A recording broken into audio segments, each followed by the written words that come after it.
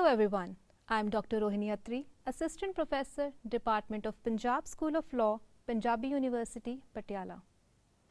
The topic of discussion for today is sexual offences and BNSS.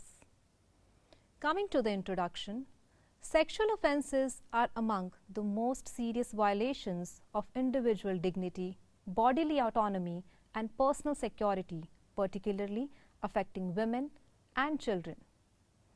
The legal system's response to such offences must be prompt, sensitive and effective to ensure justice for victims and uphold the constitutional values of equality, dignity and right to life. In India, the procedural framework for addressing sexual offences was historically governed by the Code of Criminal Procedure 1973 in conjunction with the Indian Penal Code and the Indian Evidence Act.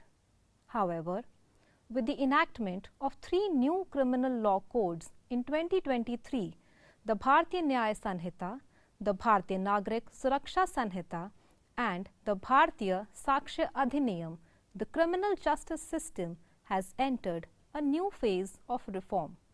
The Bharatiya Nagrik Suraksha Sanhita 2023, which replaces the Code of Criminal Procedure, introduces a procedural regime aimed at making justice delivery more accessible, victim-centric and transparent.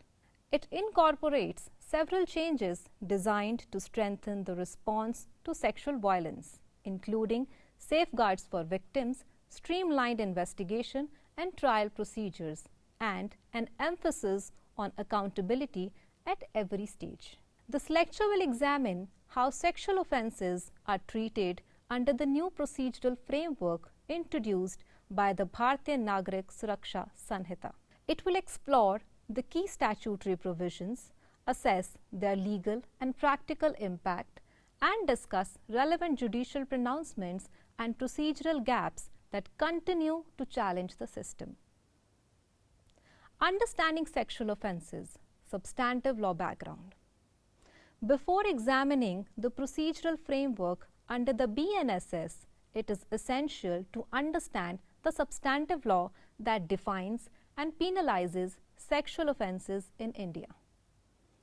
Sexual offences in India are primarily codified under the Bharatiya Nyaya Sanhita 2023, which replaces the Indian Penal Code 1860. These offences are defined to protect the physical integrity, dignity and autonomy of the individuals, particularly women and children. The provisions aim to reflect evolving societal understandings of consent, agency and sexual violence. Some of the key sexual offences under the Bharatiya Nyaya Sanhita include offence of rape under Section 63.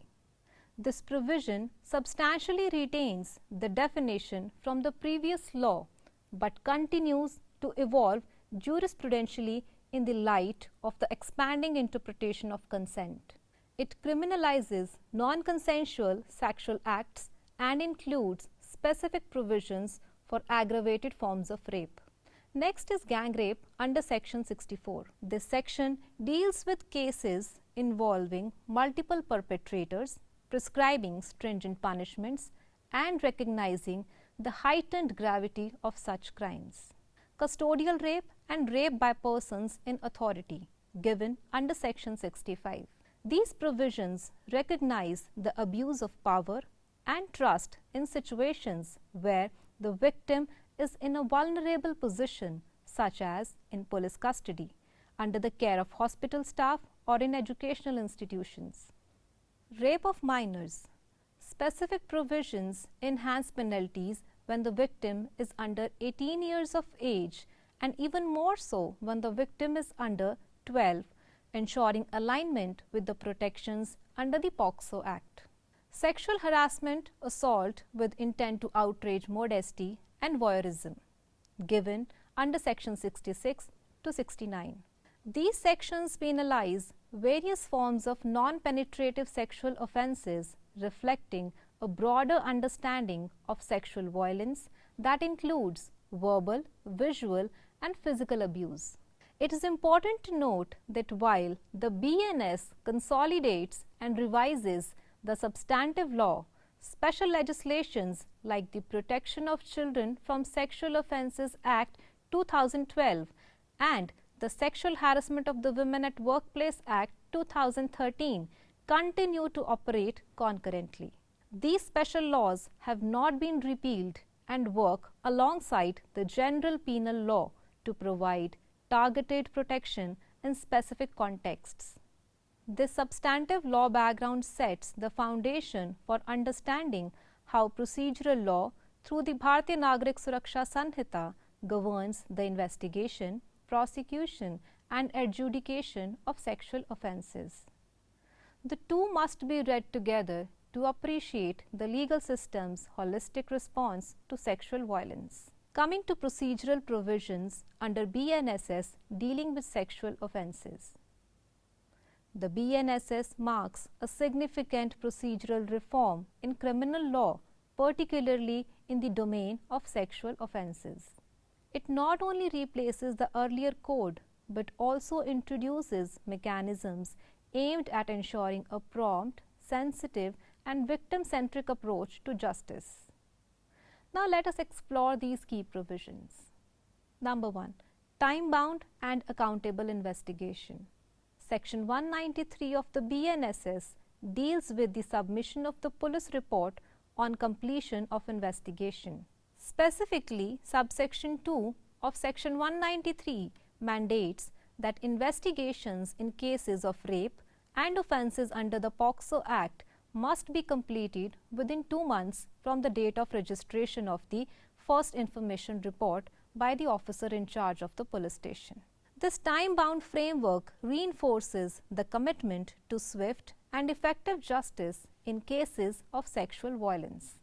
The provision also empowers the government to notify special rules and procedures to ensure that investigations in sexual offence cases are conducted with urgency, thoroughness and procedural integrity. By emphasizing both timeliness and accountability, Section 193 aims to prevent evidentiary lapses, minimize secondary trauma to the survivors and uphold the quality of justice delivery in consonance with the principles laid down by the Supreme Court in Lalita Kumari versus Government of Uttar Pradesh. Next is medical examination of a rape victim. Section 184 of BNSS lays down the procedure for the medical examination of a woman in cases of rape or attempted rape. It mandates that such examination must be conducted by a registered medical practitioner employed in a hospital run by the government or a local authority, and in the absence of such a practitioner by any other registered medical practitioner. Crucially, the law emphasizes that the examination must be carried out only with the informed consent of the woman or a person competent to give such consent on her behalf. No examination can be lawfully conducted without such consent. The woman must be sent for medical examination within 24 hours from the time the police receives the information relating to the commission of the offence.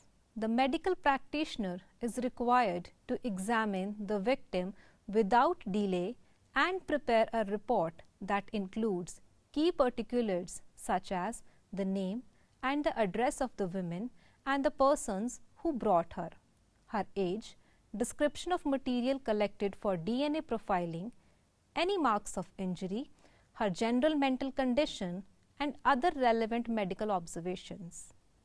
The report must record the reasons for each conclusion reached, explicitly mention that the consent was obtained and specify the time at which the examination began and concluded.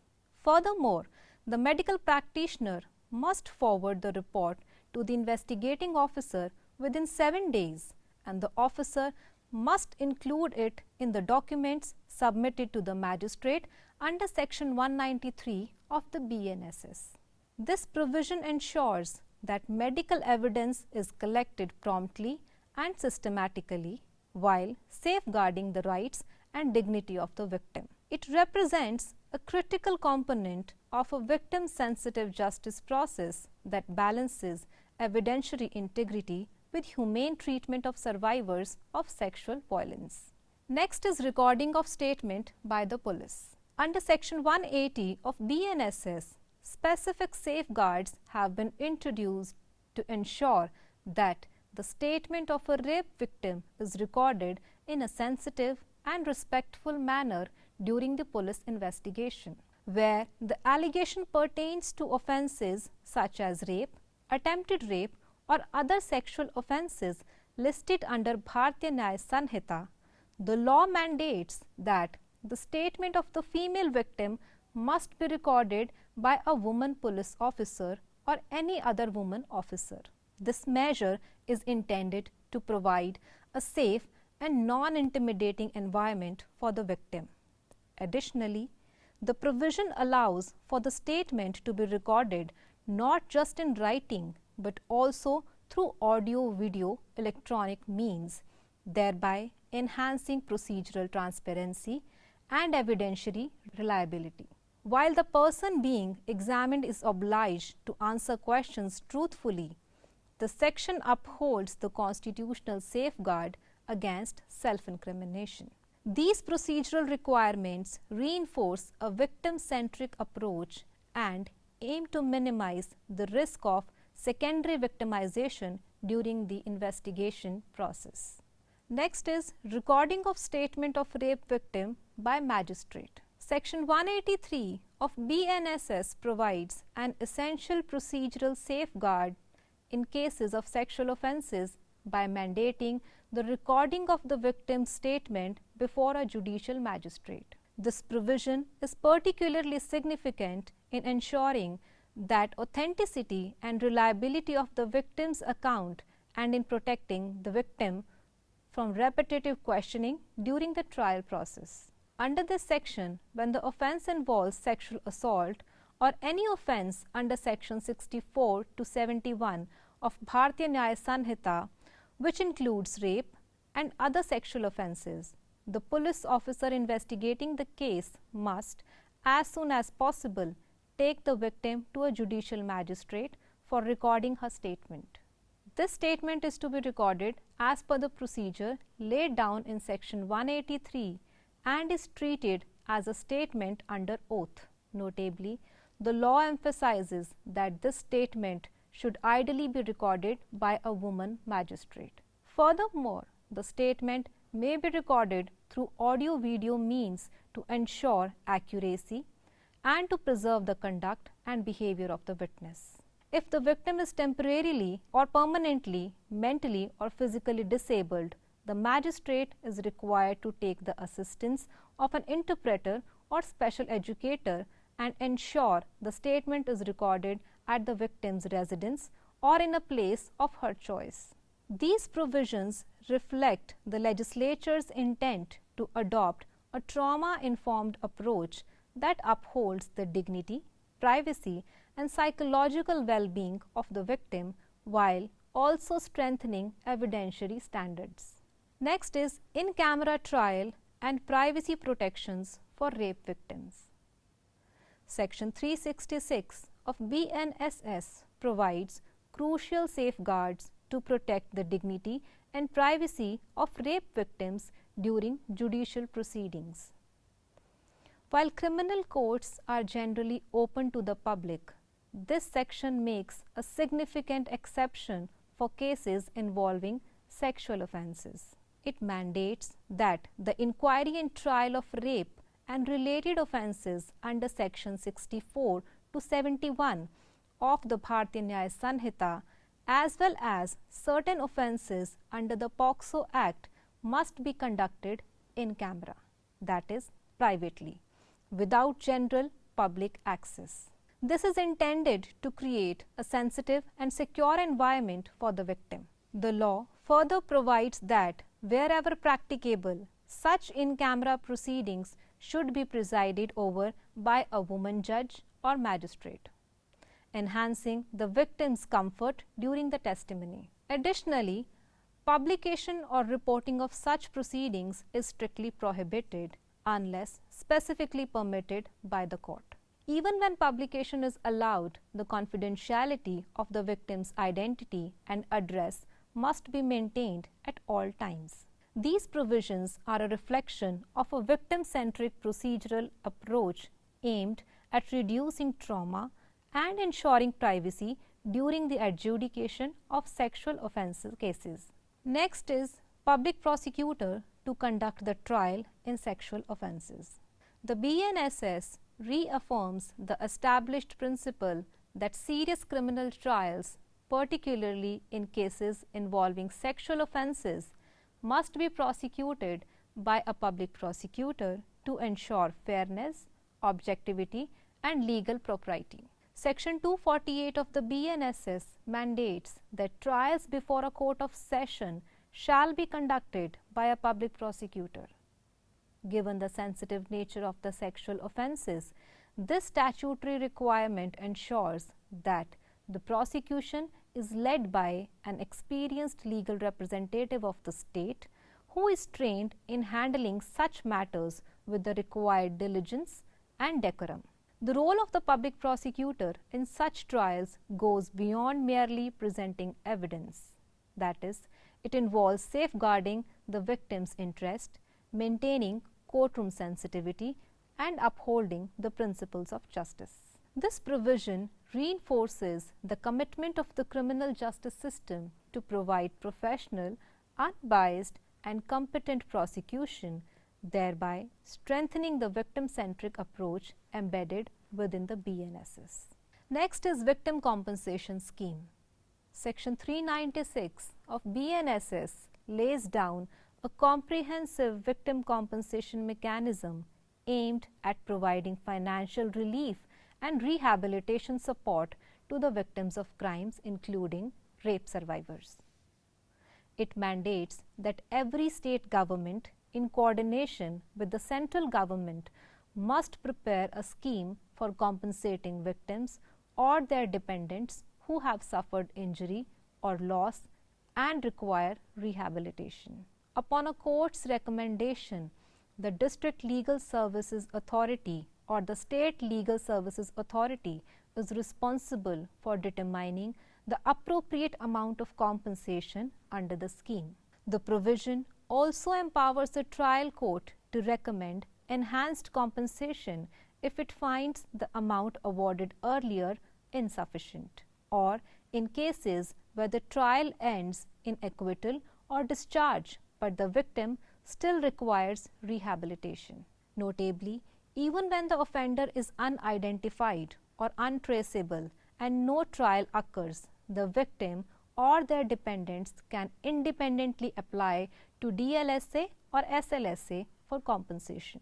Once such application or recommendation is received, the authority must complete the inquiry and award appropriate compensation within 2 months. Additionally, the law provides for urgent interim relief, including free first aid or medical benefits based on certification by a police officer or magistrate. This financial support is to be granted over and above any fine imposed under the Bharatiya Nyaya Sanhita. This victim-centric provision aims to ensure dignity, healing, and institutional support for the survivors of rape and other grave offences. Next is mandatory free medical treatment for victims of sexual offences.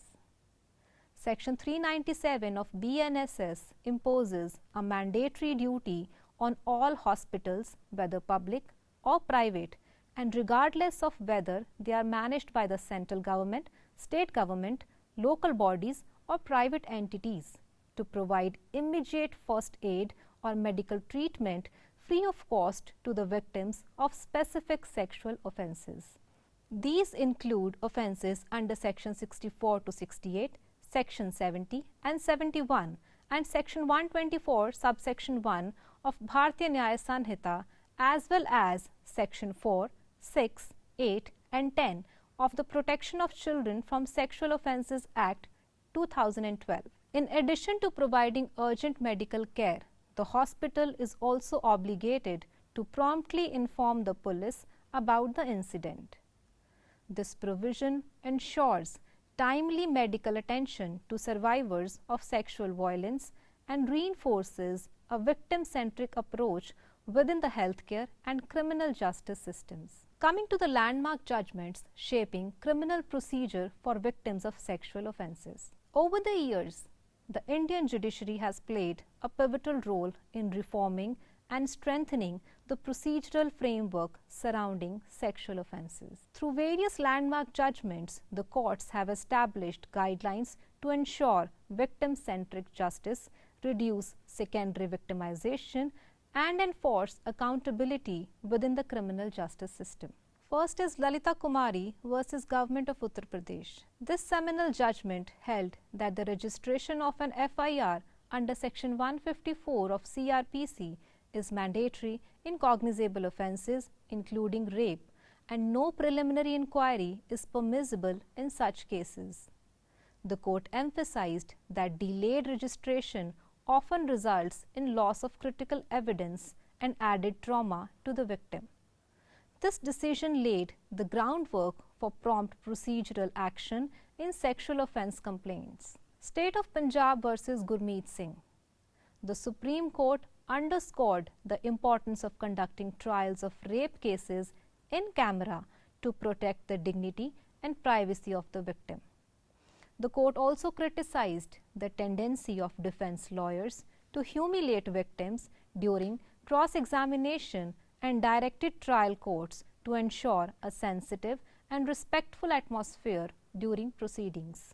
State of Karnataka versus Puttaraja. In this case, the court reiterated the importance of speedy trials in rape cases and observed that justice delayed can amount to justice denied. The ruling reinforced the need for a time-bound framework and discouraged adjournments that unnecessarily prolong proceedings and add to the victim's trauma. Bodhisattva Gautam versus Shubhra Chakrabarti. This case marked a turning point in recognizing rape as not just a crime but a violation of the fundamental right to life and dignity under Article 21 of the Constitution. The court ordered the accused to pay interim compensation to the victim even before conviction, highlighting the need for immediate victim relief. Delhi Domestic Working Women's Forum versus Union of India. The court in this PIL laid down guidelines for the protection and rehabilitation of rape victims. It mandated that victims must be provided legal aid, counseling and compensation, and emphasized the importance of having female officers during investigation and medical examination processes. Tukaram versus State of Maharashtra, which is popularly known as Mathura rape case. Though widely criticized, this judgment sparked nationwide outrage and eventually led to significant procedural reforms, including amendments to the Indian Evidence Act and the CRPC. It highlighted the necessity of victim consent and redefined the evidentiary burden in custodial rape cases. Mahendra Chawla versus Union of India. This case dealt with the protection of witnesses and victims. The Supreme Court directed the formulation and implementation of a Witness Protection Scheme 2018 applicable across India, acknowledging that safety concerns often hinder victims and witnesses from participating fully in the judicial process. Nipun Saxena versus Union of India. This ruling reinforced the principle of anonymity and confidentiality of rape survivors. The court prohibited the disclosure of the victim's identity at all stages of the criminal justice process and stressed on psychological counseling and support systems as integral procedural components. These decisions have collectively shaped the procedural framework applicable in cases of sexual offences by prioritizing victim dignity, ensuring timeliness in justice delivery, and mandating sensitivity at every stage, starting from FIR to trial and beyond. Each judgment stands as a precedent ensuring that the justice system evolves towards being more responsive and survivor-centric. Applicability of BNSS to special laws. The BNSS as the procedural code replacing the CRPC serves as a principal legislation governing criminal procedure in India. While substantive offences related to sexual violence are primarily addressed under Bharatiya Nyaya Sanhita and various special laws such as the POCSO Act 2012, Immoral Trafficking Prevention Act 1956, and the Scheduled Caste and Scheduled Tribes Prevention of Atrocities Act 1989. The BNSS continues to govern the procedural framework in such cases. Most special legislations dealing with the sexual offences either explicitly provide that the procedure laid down in the Code of Criminal Procedure, which is now BNSS, shall apply in matters not expressly covered by the special law. For example, Section 33 subsection 9 of POCSO Act. Or they remain silent on procedural aspects, thereby inviting the default application of BNSS based on well-established principle of generalia specialibus non derogant, which means that the general procedural law supplements the special substantive law unless there is a direct conflict. This ensures that procedural steps like investigation, arrest, bail, charge sheeting, record of statements, medical examination, in-camera trial, and victim compensation follow a uniform and codified framework under BNSS, even when the offence arises under a special law. Such complementarity between the BNSS and special legislations enables smoother enforcement, minimize procedural gaps, and ensure sensitivity and uniformity in the handling of sexual offence cases, especially where the victims belong to marginalized groups or where offences are of specialized nature. Coming to the conclusion, the Bharatiya Nagarik Suraksha Sanhita 2023 marks a significant procedural reform in India's criminal justice system. Its provisions relating to sexual offences demonstrate a conscious legislative effort to enhance the responsiveness, sensitivity, and efficiency of the justice delivery mechanism.